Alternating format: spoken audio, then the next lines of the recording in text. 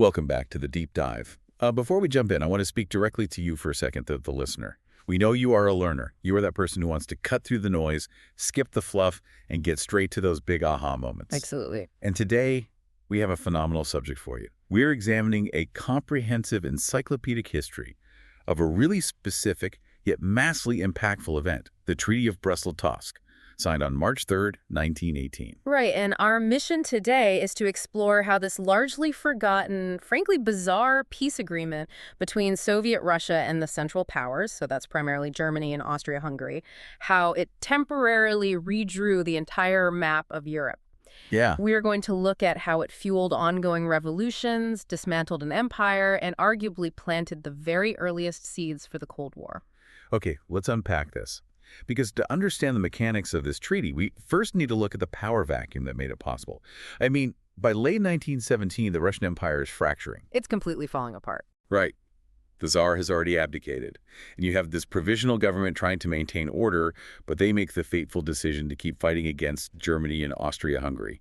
And that decision to stay in the conflict, it created an immense strategic vulnerability. The German high command recognized that the Russian state was teetering on the edge of total collapse. Yeah. They saw an opportunity to knock their massive eastern rival out of the war entirely, not just through military force, but through political sabotage. And there is a detail in our source material regarding this sabotage that feels almost out of place for World War I. I mean, to remove Russia from the board, the German government actively sponsored a revolution. They really did. They identified the Bolsheviks, led by Vladimir Lenin, as the most militant anti-war faction in Russia. And in April 1917, they literally loaded Lenin and 31 of his supporters into a sealed train. A sealed train? Yeah, and transported them from their exile in Switzerland straight through German territory directly to Petrograd. The detail of the train being sealed is crucial here. The German leadership knew exactly what kind of ideological weapon they were deploying. They sealed those train cars because they did not want Lenin interacting with German workers or soldiers along the route. Oh, wow. They were essentially transporting a political contagion, and they needed to ensure it only infected Russia. So did the German high command realize they were unleashing a political force that could eventually threaten their own empire? Or was this purely just a short-term military calculation? It was almost entirely a short-term calculation. It was driven by the desperate need to close the two-front war. And initially, it worked flawlessly for Berlin. Upon arriving at the Finland station in Petrograd, Lenin immediately issues his April theses. Right. He demands that all power be transferred to the local workers' and soldiers' councils, the Soviets, and he calls for an immediate end to the imperialist war.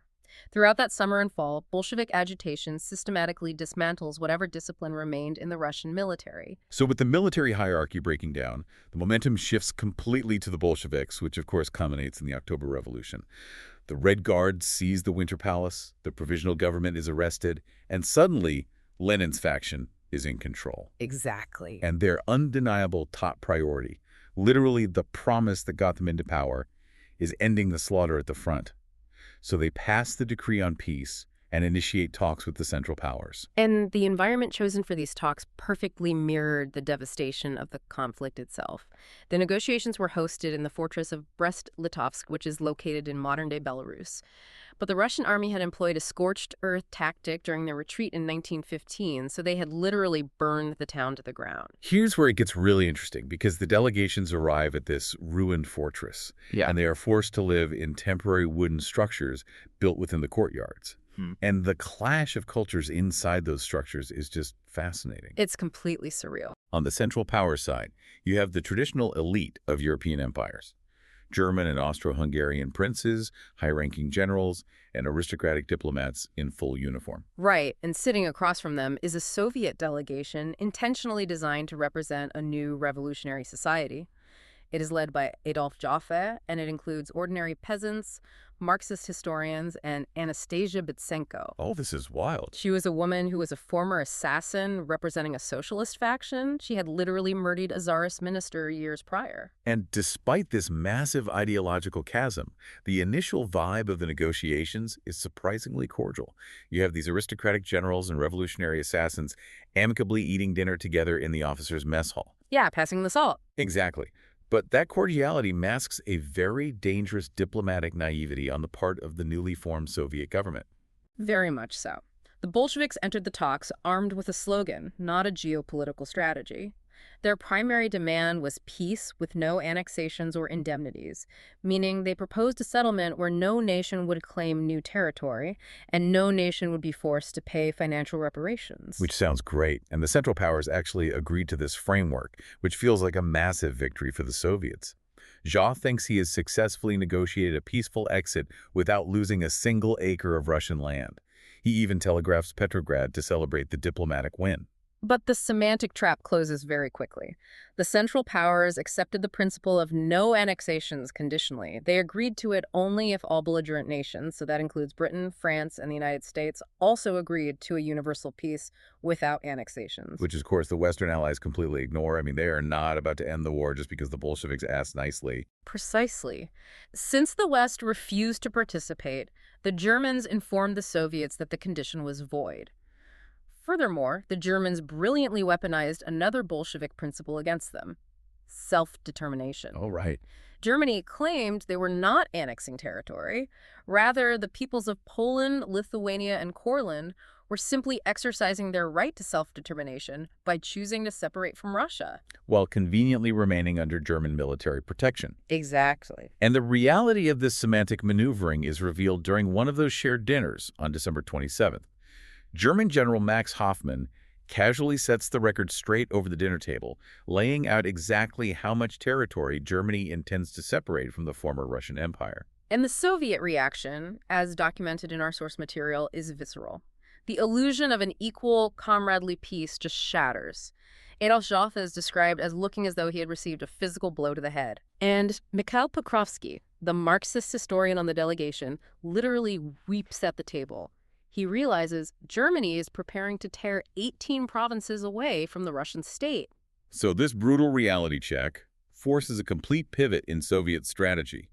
They realize they have zero military leverage against the German army. So their new strategy becomes heavily reliant on global Marxist theory. They figure they need to drag the negotiations out, hoping the working classes in Germany and Austria-Hungary will see the imperialist greed of their governments and launch a revolution of their own. Right, and to execute a stalling strategy, you need a very specific type of negotiator.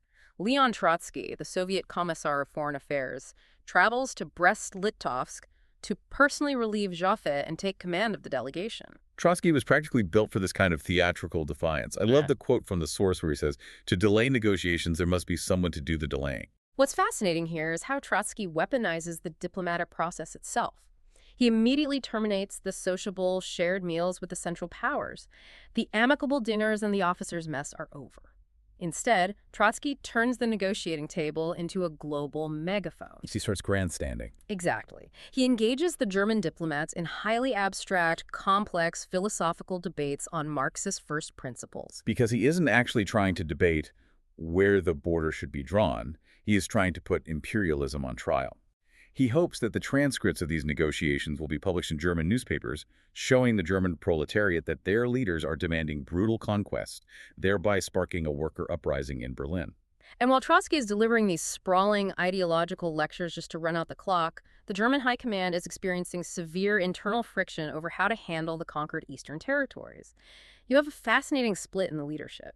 Kaiser Wilhelm II advocates for a relatively restrained approach, seeking only a small slice of Poland. But the military supreme commanders, Paul von Hindenburg and Erich Ludendorff, they flatly reject the Kaiser's restraint. They demand aggressive expansion. They argue that any peace settlement must drastically increase Germany's material power to sustain the ongoing war effort against the West. And Hindenburg's justification for seizing the Baltic provinces is particularly revealing of the military mindset. When asked why Germany needs that specific territory, he replies that he needs it to secure my left flank for when the next war happens. The next war. The First World War is still raging, and the German general staff is already drawing maps for the next European conflict. But that long-term military calculation is colliding with immediate, desperate domestic crises within the Central Powers. The Austro-Hungarian representative, Count Czernin, is under immense pressure.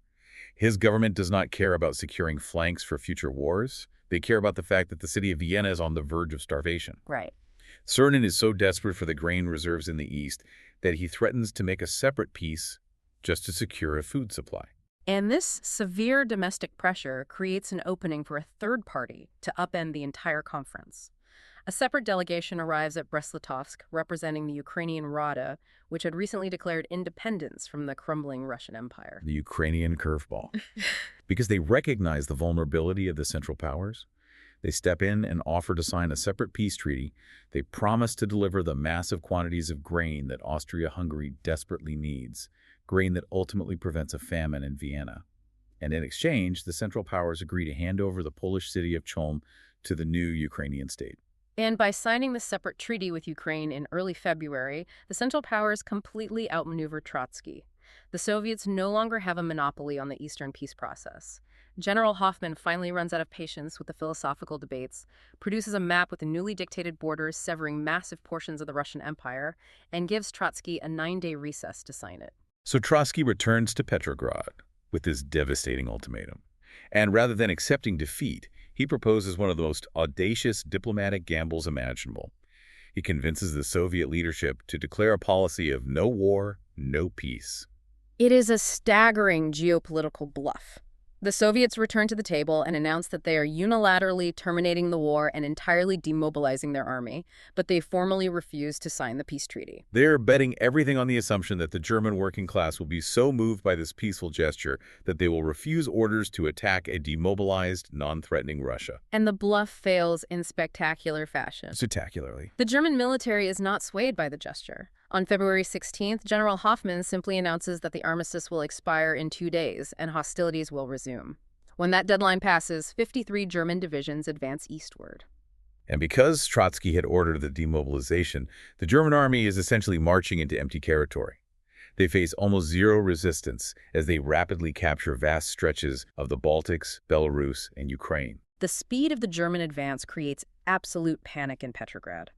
The Bolsheviks are forced to move their capital to Moscow shortly after. They receive a new ultimatum from Germany, and the terms are significantly harsher than the ones Trotsky had rejected just weeks earlier. They are given mere hours to respond. And inside the Bolshevik Central Committee, a fierce ideological battle erupts. You have various factions of anti-treaty revolutionaries who are ideologically opposed to dealing with imperialists. They want to launch a partisan revolutionary war against the advancing German army, hoping the sheer chaos will finally spark the global uprising they've been waiting for. But Lenin looks at the reality of the German war machine and recognizes that continuing to fight means the absolute destruction of his government. He confronts his own committee with a brutal pragmatism. He demands they accept the terms, explicitly calling it a shameful peace. He argues that they have to concede space in order to win time. Concede space in order to win time. He is willing to trade the empire's land to guarantee the survival of his revolution. He even threatens to resign from the government entirely if they do not vote to sign, and he narrowly wins the debate. Consequently, a new Soviet representative, Grigory Sokolnikov, is dispatched to the ruined fortress of Brest-Litovsk. His mandate is the exact opposite of Trotsky's stalling tactics. Right, Sokolnikov arrives on March 3, 1918, and refuses to engage in any discussion. He announces they will accept the ultimatum without debate, and he simply signs the document. And there's a bizarre historical footnote from the source text about this exact moment. Oh, the artists. Yes. While Sokolnikov is signing away a massive chunk of the Russian Empire, a Viennese artist named Emil Orlik is sitting in the room, sketching caricatures of the delegates to hand out as a commemorative book. It just adds to the deeply surreal nature of the entire process. It really does. So what does this all mean? We have talked about the political maneuvering, but we need to quantify the actual devastation of this treaty. I want you to imagine the sheer scale of the losses accepted by the Soviet government, because it is difficult to comprehend. Under the final terms of Brest-Litovsk, Soviet Russia relinquished control over Ukraine, Poland, Belarus, Lithuania, Latvia, Estonia, and several provinces in the Caucasus. When you translate those territorial losses into economic realities, the math is staggering. Russia lost 34% of its total population. They surrendered 54% of their industrial land. And crucially, they lost 89% of their operational coalfields, along with 26% of their railway network. Losing 89% of your coal reserves during the early 20th century is functionally equivalent to turning off the power to your entire civilization. You cannot run factories, you cannot power trains to move food or troops. Lenin is attempting to build an industrialized workers' paradise while signing away nearly all the fuel required to run it. And the punishment didn't even end there. The Germans forced a supplementary agreement in August of 1918 that required Russia to pay a financial indemnity of 6 billion marks and sign over 25% of the oil output from the critical Baku oil fields. It was the total economic and territorial dismantling of the Russian state.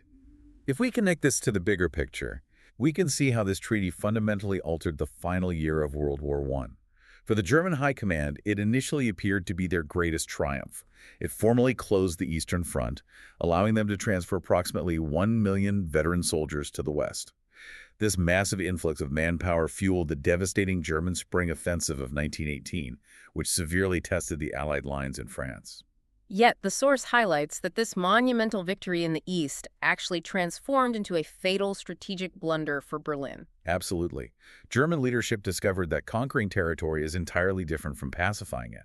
They had suddenly acquired a colossal new empire stretching from the Baltic Sea down to the Caucasus, and the local populations were fiercely hostile to German occupation. Instead of concentrating their entire military might against the British and French, Germany was forced to keep over 1 million soldiers garrisoned across Eastern Europe just to maintain order. They were bogged down, fighting localized revolts and partisan guerrilla warfare, much of it quietly funded and organized by Bolshevik agents. And the chaos of the aftermath was not confined to the newly drawn borders. The treaty deeply fractured the revolutionary coalition inside Russia. The left socialist revolutionaries, they were so enraged by Lenin's capitulation that they decided to sabotage the peace themselves. They assassinated the German ambassador in Russia, hoping the murder would force Germany to retaliate and restart the war. And the diplomatic channels were equally chaotic. Adolf Joffe, the original Soviet negotiator who misunderstood the initial terms, was reassigned as the Soviet ambassador to Berlin. His actual mandate, however, was to distribute insurrectionary propaganda to German workers. This mission ended in a rather embarrassing spectacle when Joffe's courier's packing case literally came to pieces in a Berlin railway station, spilling revolutionary documents all over the platform. The German government promptly expelled Joffe and his entire staff. It is a profound level of geopolitical dysfunction. This raises an important question, though. Considering the treaty was signed in 1918, why does it remain a critical focal point for historians today? Right, why do we care? The answer lies in its psychological impact on the broader 20th century. For the Western allies, Britain, France, and the United States, the sheer brutality of the Brest-Litovsk terms served as a terrifying preview of what a German-dominated Europe would actually look like. It proved to the Allied leadership that a negotiated compromise peace with the Central Powers was just a fantasy. Brest-Litovsk hardened the Allied resolve to fight until total victory. Furthermore, historians argue that this treaty planted the earliest seeds of the Cold War. The Western Allies viewed the Bolsheviks' separate peace as a catastrophic betrayal of the war effort. The fear of Soviet ideology combined with the power vacuum in Eastern Europe pushed the Allies to actively plan and execute military interventions inside Russia itself. But the legacy of the treaty outlasted the treaty itself. The map dictated by General Hoffmann faded rapidly. When Germany surrendered to the Allies and signed the armistice on November 11, 1918, the Treaty of Brest-Litovsk was formally annulled. The German army was forced to abandon its vast new Eastern Empire. That withdrawal created an immense power vacuum. The Bolsheviks spent the next several years fighting a brutal, multi-factional civil war to consolidate their power and attempt to reclaim the lost imperial territories. While they succeeded in bringing places like Ukraine and Belarus back into the Soviet fold, nations like Poland, Finland, and the Baltic states fought for and maintained their independence. But the underlying historical echo of Brest-Litovsk is perhaps its most fascinating legacy. The treaty, however briefly, institutionalized the idea of national borders for these regions distinct from Russian control.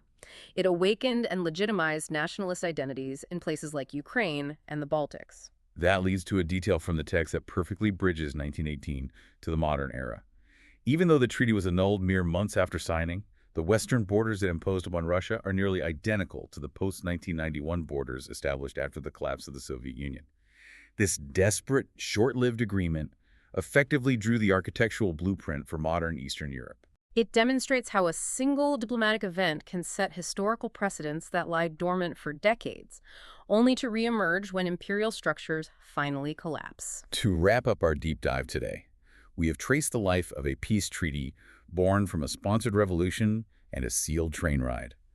We have seen how a bizarre clash of aristocrats and revolutionaries at a burned-out fortress managed to dismantle an empire, alter the trajectory of a world war, and fundamentally shape the geopolitics of the 20th century. I want to leave you with a final thought to mull over. Let's return to the paradox of Brest-Litovsk. Germany achieved a historic maximalist territorial victory. Yet, the burden of garrisoning that conquered land drained the very resources they desperately needed, contributing directly to their ultimate defeat. Conversely, Lenin accepted a shameful, humiliating loss. He signed away his industry, his fuel, and a third of his country. Yet that devastating concession successfully bought the time his fragile government needed to survive and eventually grow into a global superpower. It begs the question.